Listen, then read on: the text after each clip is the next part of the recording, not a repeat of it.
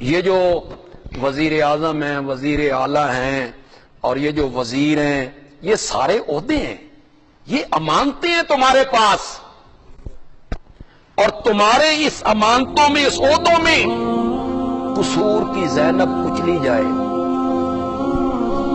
اور 4 دن اس کے ساتھ درندگی ہو تو قیامت کے دن تم سے اس کا حساب ہونا ہے۔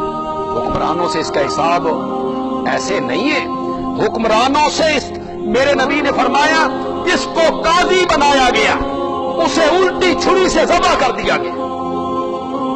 اتنا سخت معاملہ ہے کہ اگر وہ قاضی ذرا سا بھی غلط فیصلہ کرتا ہے تو قیامت کے دن اس سے پوچھو۔ تو حکمران جو ہیں ان سے پوچھ نہیں ہوگی کہ تم برسر اقتدار تھے، تم نے کیوں اس طرف تو 4 دن وہ بچی غائب رہی۔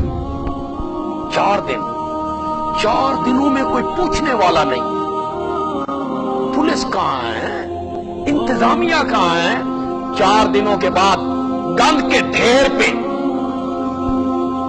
اس 4 سال کی بچی کی لاش ملتی ہے، اور جب اس کا پوسٹ مارٹم کیا گیا تو پتہ چلا کہ بار بار زیادتی کی گئی۔ 7 سال کی عمر ہے اس کی، 7 سال کی عمر ہے اس کی، بار بار اس سے زیادتی کی گئی۔ اور آپ نے مختلف چینلوں پہ دیکھا ہوگا کہ ایس پی صاحب نے بچی کے وارثوں سے کہا جس پولیس کے سپاہی نے یہ لاش ڈھونڈی ہے اس کو 10,000 روپے انعام دو۔ انا للہ انا الیہ۔ حد نہیں ہو گئی گھٹیا پن کی، گراوٹ کی حد نہیں ہو گئی؟ میں نے آج جمعے پہ بھی سنایا، حضرت عمر رضی اللہ تعالی عنہ نے فرمایا فرات کی نہر پر جو پل ہے اس میں اگر کوئی گڑھا پڑ جائے اور کسی بکری کا قدم اس گڑھے کے اندر آ کے ٹوٹ جائے تو قیامت کے دن عمر سے پوچھا جائے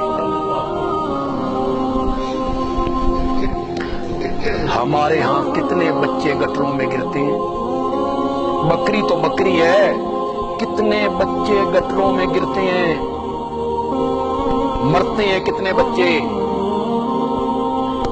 تو حضرت عمر سے بکری کے بارے میں پوچھا جائے گا تو تم برسر اقتدار ہو تو تم سے بھی ان مظلوموں کے بارے میں پوچھا جائے گا۔ اللہ تعالیٰ زینب کے جو ورثاء ہیں اللہ انہیں صبر عطا فرمائے، صبر عطا فرمائے۔ اس ماں باپ کے لیے بڑا صدمہ ہے، خدا کی قسم بندہ کانپ جاتا ہے۔ ہمیں جب یہ محسوس ہو رہا ہے یار ہمارا دل دکھتا ہے، ہمارا دل خون کے آنسو ہوتا ہے۔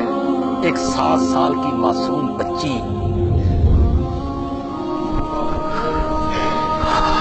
اس نے کتنی منتیں کی ہوگی، کتنی چیخی ہوگی، کتنی چلائی ہوگی، اپنے بابا کو اس نے پکارا بلایا ہوگا، اپنی ماں کو اس نے آواز دی ہوگی۔